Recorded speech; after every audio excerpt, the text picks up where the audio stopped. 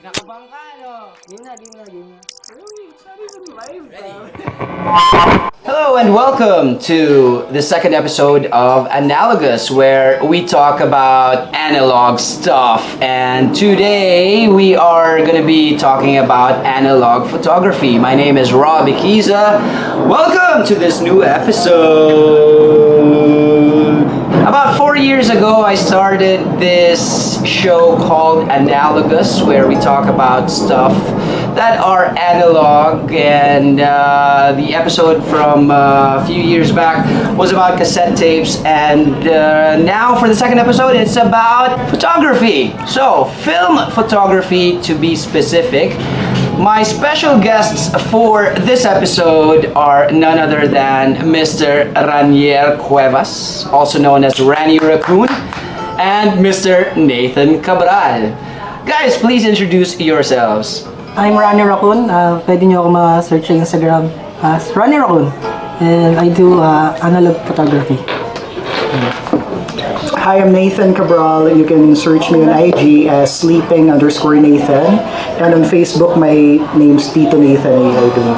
I've been doing analog photography for the past couple of months, so I just started. Alright. To start things off, in fact, photography is not your very bread and butter ninyo.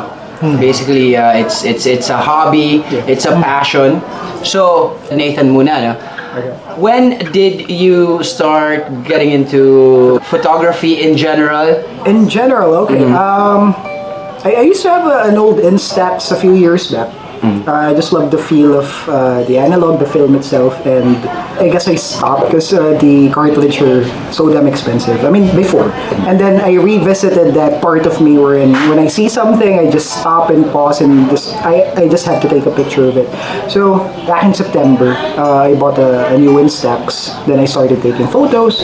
And the tiny photos weren't doing justice dun sa subject that I want to take pictures of. Especially if it's at night. Because parang ang liit lang ng range niya. So I bought an analog camera around October, and then I started shooting ng 5th of October.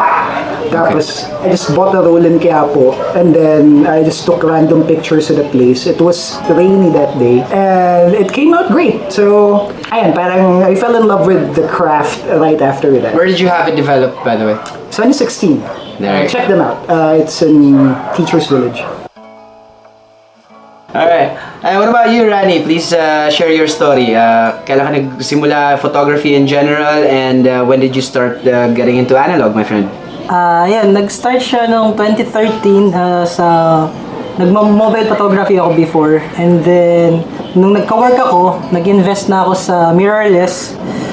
And then, 3 years after or 4, nag-jump na ako dito sa analog. Different experience siya kasi pag nag-shoot ka kasi ng mirrorless or digital, shoot ka lang ng shoot eh. So, wala kang pake. Pero nung nag-shift ako, ang laking ano sa kanya kasi conscious ka dun sa film kasi bawat shoot mo is parang let's say 20 pesos or ganon. Around 30 actually. Around ganon. So, nagiging conscious ako. And then, mas napili ko yung mga shot. And may friend ako, si Alan, pinupush ako before. Sabi niya, mag-analog ka na. Sabi ko, magkano ba yung mga analog na yan? Tapos sabi niya, meron ako dito, Nikon F3, magkano yan? Tapos ang mahal, sabi ko, sino bibili ng ganong kamahal na camera? Tapos luma. Pinupush niya ako. Tapos, nung March, naisip kong mag-analog before pandemic. Nag-iisipan ko na siya, pero hindi natuloy kasi nga, pandemic. So, useless, di ko rin siya magagamit. So, March, sinubukan ko na. And first camera ko is yung Yashica. And sobrang ganda nung output ng mga film na ang hirap gawin kung gagawin mo lang, edit mo lang using software. Or since noon, tuloy-tuloy, nanganak yung mga film ko. So after Yashica, Minolta X700, then tong, ano ba to? Hindi ko alam. Wow, hindi niya alam yung camera niya. Nikon FM2N, then yung Canon 7, then, bumili na rin ako ng recently yung medium format. Nag-shift na ako sa medium format na film. Ang sarap lang nung experience kasi excited ka. Ano yung outcome? Hindi mo alam kung na-focus mo ba or hindi. Tapos, makikita mo, ang ganda nung labas ng mga shots. Ayun. Nice. Nice. You have a lot of cameras pa. Oo, nanganak siya, nanganak. Ito, yes. Ano yan? Anong tawag ulit dun? Yung, ano, yung... Gas. Hindi, luho! Luho, di ba? Yeah. Alright. I'm gonna ask a question. The difference between both of you is that, si Nathan, yung experience mo sa manual camera, film photography before was an Instax. So that's basically you have no controls over it, right? And when you went into film photography na talaga, what do you use now? Okay, what I use is L35AF, or it's commonly known as Nikon One Touch. I think it's from the 80s. It has its autofocus and everything, so it's like it's just a point and shoot camera basically. Basically, alright. Yeah, so hindi mo na kailangan i-focus and whatever. Although I have below mo villa sa bahay, but I still have to learn how to use it kasi parating autofocus and everything. Right. It's fun though. Mas manual yun. Mas manual. There you go. So right now, basically, you just upgraded from Instax na point and shoot into another point and shoot camera, Exactly. but it has a wider range. Yeah. There you go. And for you, mas manual ka talaga because you used to have a DSLR and now you're using an SLR. Tama. Same film then. Yeah. What do you think are the advantages and disadvantages of having to use point and shoot and manual as well? Alright, I think having both, the advantage of point and shoot is you can shoot while you're stuck in traffic or wherever you are. Na parang as long as you see something that catches your attention, you can just take out your camera, take a photo of it, in just a few seconds you're done. Right. And the probability of the film coming out good is higher as compared to Manual. Yeah, I'd say so. Ikaw, what do you think?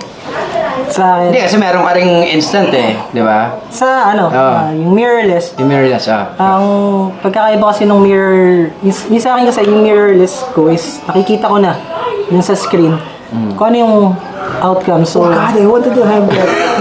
Yun ba yung yung parang may view dito? pero hindi siya parang 300 na 60 na Okay. tilted screen. Parang medyo limited siya. Pero nung gamit ko siya, naka aperture priority pa rin ako.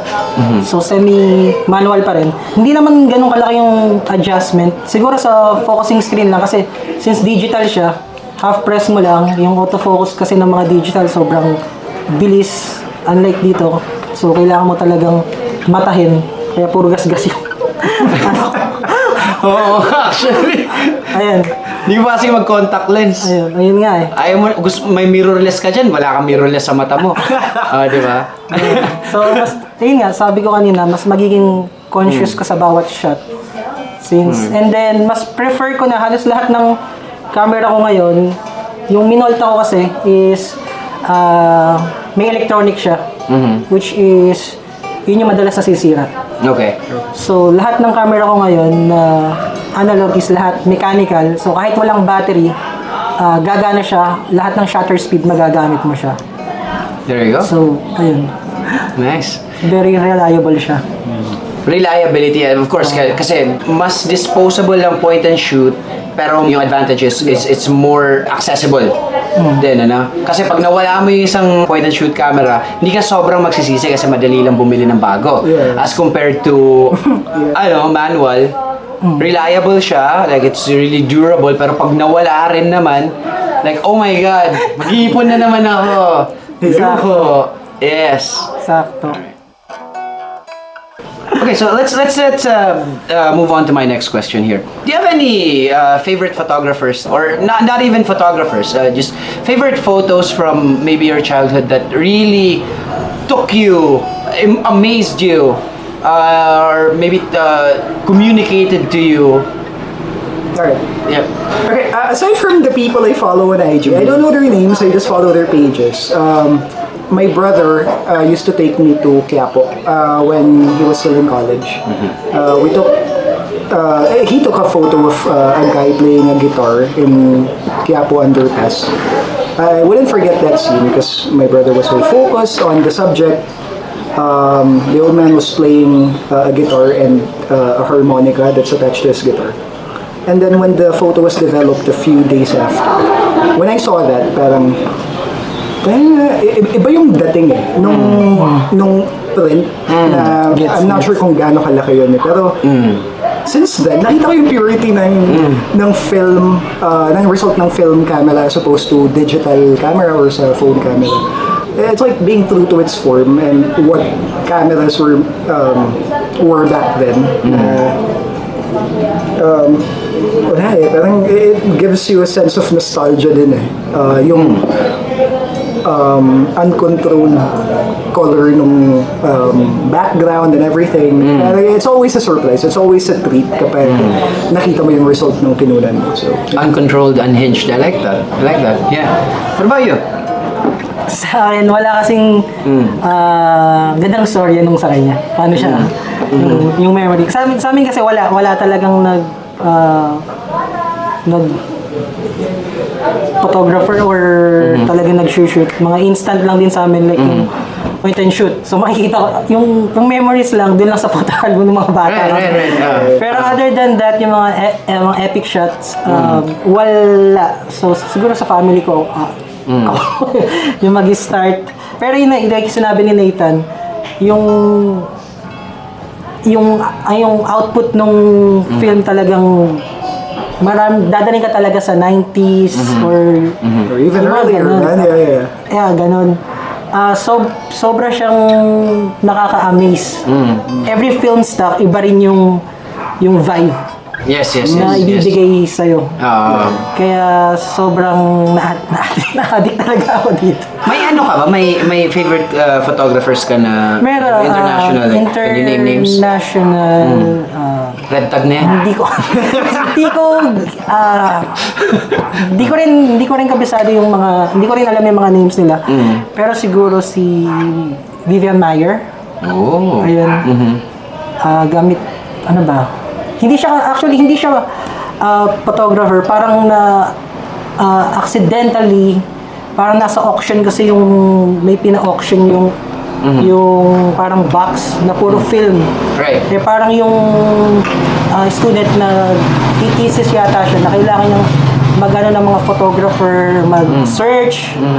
And nabili lang niya yun for a couple of dollars. And then nagulat siya, hindi niya ina-expect yung box na yun is full of parang undiscovered na ang ganda ng framing, ang ganda ng lahat. And ultimo yung mga kilalang photographer na nagulat sila, sino to? Unknown. So, kaya check niyo yung movie, Finding Vivian Maier. Kaya hinanap nila yun, which is deads na pala. And then, para mabigyan ng justice yung ano niya, is nagkaroon sila ng gallery na even yung mga na-amaze. Kasi hindi mo alam, makukunan yun ng nani. Nani lang kasi yung ano, pag may time siya, rolling flex na waist level yung gamit niya. 120 mm daw. 120. Yeah. Ganun. So, kaya nila na roll flex kasi yung the way na kinukunan niya yung mga tao is alam mo from waist kasi yung mga tao is nakatingin usual sa mukha or yung camera galing dito. So, hindi rin, para ka naka-disguise, ano ka lang, putik ka lang. Pero ang galing kasi ang hirap mag-focus nun. Siguro naka-range focus siya. So, yun yung mga pina-follow ko, sino ba yun? Branson or nakalimutan ko, basta yun. Branson, baka yun naman. Nakalimutan ko yun. Ayun, yung mga international. Sa local, siguro si Alper, FEU, street photographer. Yeah, tama raw. Alright. Yung mga idol ko dito. Ayun. Wait lang, I want to share something pala, sorry. Okay, go ahead. The guy who sold me the camera, his name's Ray Mark Umpakan. He owns Life on Rose. So, hi. Baka yun naman. Lahat eh, no? Okay, go. So, meron siyang shop sa Quiapo. Life on Rolls naman. Thank you. Tapos parang he sold me that camera nung season pass a few months back. Nakita ko parang, I'm planning to buy a camera, pare. Tapos parang sabi niya, yeah, this is for sale. Tapos parang ako, how much is it? Tapos parang, okay, sige, Gcash. So, ayun, maganda yung mga photos niya. Actually, I bought photos from him before. Tapos, okay, what's got me into photography, I guess, would be I bought a painting from you last year. That was around November, I think. Tapos, I didn't have my own space back then. So, I hung that picture or painting dun sa attic namin. Tapos, when I finally decided to live alone, and I hung that photo, and like a picture I bought from Shopee ata. The wall was so big na parang takti naman. I have to fill this with other artwork. So that's Right. what got me into buying artwork from my friends. Yeah. So I appreciate you for that. I appreciate you too for that, man. That got the ball rolling. And after that, bumili na ako ng mga paintings, tapos mga prints na ito ni Raymark. And nung naisip ko na it'll be so expensive for me to fill that wall with artworks from my friends. I mean, hindi naman tayo mayaman. I don't pretend to be mayaman. So parang inisip ko, there's a cheaper alternative for this, I'm sure. Tapos parang naisip ko ngayong photography. Sinubukan ko muna sa Instax, tapos ang liliit naman. So parang ako, let's not doing justice. Okay, I need to buy a camera. Tapos yun na, nung nagpa-develop na ako, tapos naglagay na ako sa wall ko. Tapos parang, oh my God, this is beautiful. So, it's more of a structure sa day-to-day life ko na it takes your mind off things kasi. And when you see something good and you want to preserve that memory, the pictures will help you remind you of that specific day or time or people or place. So, Bookmarks in our lives, basically. Exactly. There we go. And it's something na parang I want to do then. I want to share to the world na parang this is how I see things. This is how I see beauty and simplicity or things that we take for granted. Places that we go to that we don't even parang appreciate that much. So, ayan. It's a nice way of parang expressing myself to the world na parang I post pictures daily. Before kasi parang I draw, I write, and I cook, tapos ipi-plate ko, tapos I'll post it. Tapos parang it's a bit expensive yung pagkain ngayon sa Pilipinas. Golden era, man. So, parang I want to do something na, alam mo, to keep me sane. So, photography helped me that. And helped me with that. And it's cheaper than therapy. So, it's me justifying the hobby. It's cheaper than therapy. There you go. So, I guess it's cheaper than therapy. All right.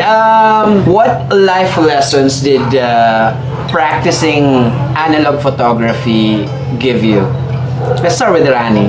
That's what I was supposed to do. Sorry, I didn't. Ayun. Okay. Actually, hindi ko siya na... Siguro mas naging pasensyoso ako sa mga bagay-bagay. Kasi nung una kasi, nung pagpasok ko ng film, naghanap agad ako ng lab na kayang ibigay sa akin yung soft copy within a day. Kaso, hindi ko makuha yung vibe nung gusto ko. So, may nahanap ako, si Shibui still. Medyo busy lang siya ngayon. Kahit hintayin mo siya ng matagal, worth it talaga yung paghihintay mo sa kanya. Yun, ma-apply mo rin siya sa buhay na hindi lahat ng instant ng makukuha mo is, alam mo yun, is maganda. Kailangan mo talagang hintayin, kailangan mo magtiyaga para ma-hit mo yun kung nasa saan ka man ngayon. Yeah, that's good. So, patience. Oo. Alright. Maging pasensyoso sa mga bagay. So, mas pasensyoso ka na sa panliligaw. Oo. Hindi. Ay, hindi pa rin. Ayan. I like that very much. So, what about you? Huwag mo sabihin pasensya. Bukod dun sa pasensya. Bukod dun sa pasensya. Bukod sa pasensya. Alright, one thing I've learned, I guess, would be accepting uncertainty sa buhay. So, same as with film, na parang you don't know the outcome, especially yung sa mga manual camera that doesn't require batteries, you have to adjust the focus or whatever. Tapos parang you just hope for the best. Tapos parang you just go for it and just hope for the best. So more like what I'm applying to myself na parang just follow your passion, I guess, or parang be open to opportunities and whatever happens, and you just have to accept it. I wasted like 2 rolls dun sa isa kong camera. Tapos parang lahat yun blurred or overexposed or underexposed. Tapos parang ako, okay, that's a good waste of money. Pero it's the lessons that you learn from it. So parang after ko yung naisip, parang it's not bad after all. Parang, okay, at least I'm learning from it. And more an acceptance. I like that. To add to that, there's a study na whenever you learn a new skill, mas maraming neural connections yung nabubuo sa brain mo. So you're in your early 30s rather. So it's not too late to learn a new skill. You know, to have something new to be passionate about. Especially if it's something that's related to art. Even if it's not art, you know? As long as you have something new that you can apply to be excited about, that's good, man. That's good. We're always young whenever we practice something new.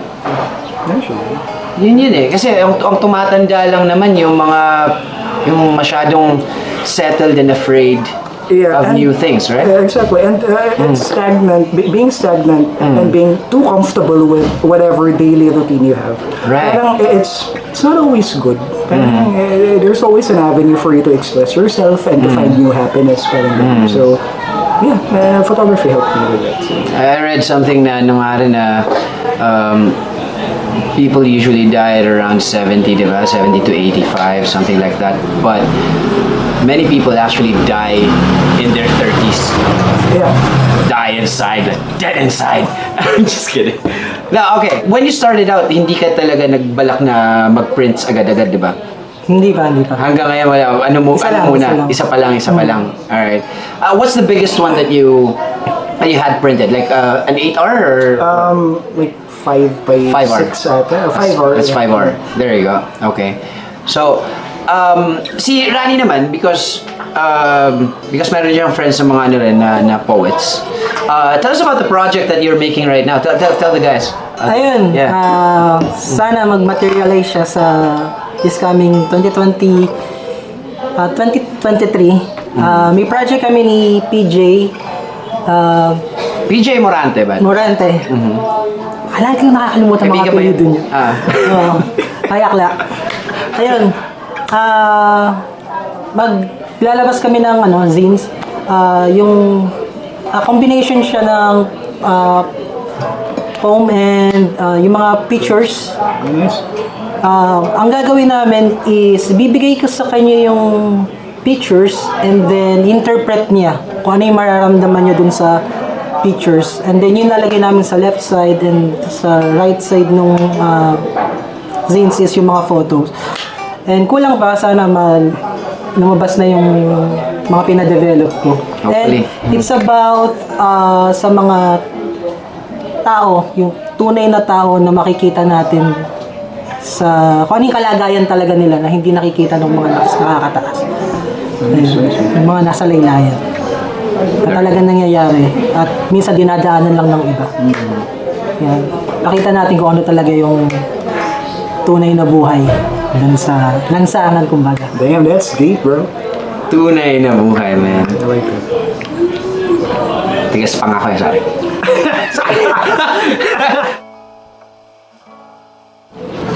At this point, we're gonna have Nathan show his some of his prints and the cameras that he uses. So, Nate, you can start, man. Alright, this is my Nikon One Touch, and this is what it looks like sa loob. Tapos, yeah, it's just a very sturdy camera. And these are some of my prints. This is from a coffee shop in UP. Cafe Laya. And this is my favorite restaurant in Binondo. And these are some pictures of my fake friends. Yeah, that's so fake, man. Yeah. And this is in Hong Kong. No, just kidding. It's in Binondo. love it. How much did you get the camera for? We got it for 3.5. All right. And prints would cost you around like 1,300, I guess, including develop and scan digital copies. Tapos yung film roll kasi nasa mga 600 plus. So, ayun, 1,300, not bad. Cheaper than therapy, so yeah. Cheaper than therapy! Let's head on to Rany now. Rany, can you show your stuff, man? Ayun. Gear. Eto, APS film. Discontinued na to. Bigay lang ng tita ko. Nakita lang niya sa attic yata nila. Gumagana pa naman. Pero tsambahan ko makakita ka ng magandang may store ng mas okay. And then Canon 7 rangefinder siya. Para siyang copy siya ng mga early Leica film camera. Medyo favorite ko to, rangefinder. And then ito yung madalas ko ngayong gamit kasi may built-in light meter siya. Like ito, naka Sunny 16 ako. Usually, minamata ko lang yung ilaw. Pero ito, accurate naman yung light meter niya. And mechanical din. Sobrang saya niya gamitin. Okay ito. And then, This is a priced one, man. recent budol ko sa sarili ko. Copy ng Hasselblad. And, ayun. Medium format, 6x6. Ayun. Waist level. Oh my God. Oh my God. Yung tunog lang eh. Sarap eh. Very satisfying. Hindi ko pa siya gaano. Actually, nababaliw ako sa kanyang mag-load ng film. Kasi ibang-iba siya dito. Sa mga 35. May tatlo siyang film rolls na kasama. Kaso yung dalawa, sure ako, mali yung load ko sa yung spacing. Pero ito tingin ko. Goods naman. Pero may 4 pa lang nagagamit ko. So, ayan, ito yung mga gamit ko ngayon. Mga budol. Ngayong taon. Singit ko rin yung experience ko sa analog photography. The last time I was into it was back in college kasi meron kaming couple of photography classes. But I actually have a box of prints right here.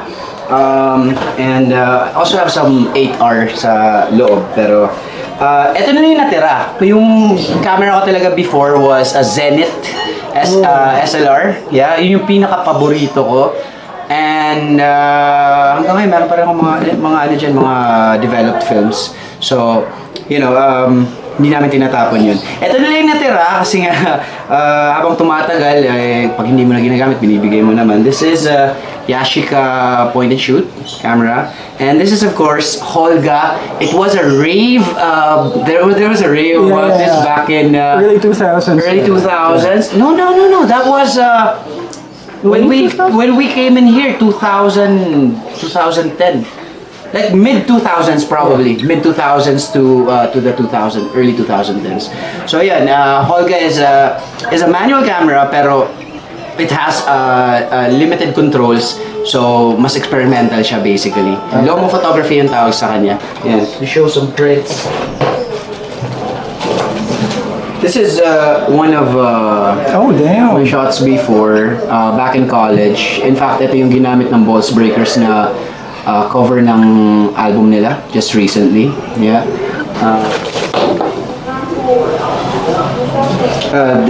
This is a silhouette of my wife in Manila Bay, if I'm not mistaken, or maybe sa may CCP. I like to have my photos printed sometimes with border kasi it looks, kahit wala siyang frame, it looks like it already has a frame. So those are just a couple of my shots, and yeah. So I'm one of you guys.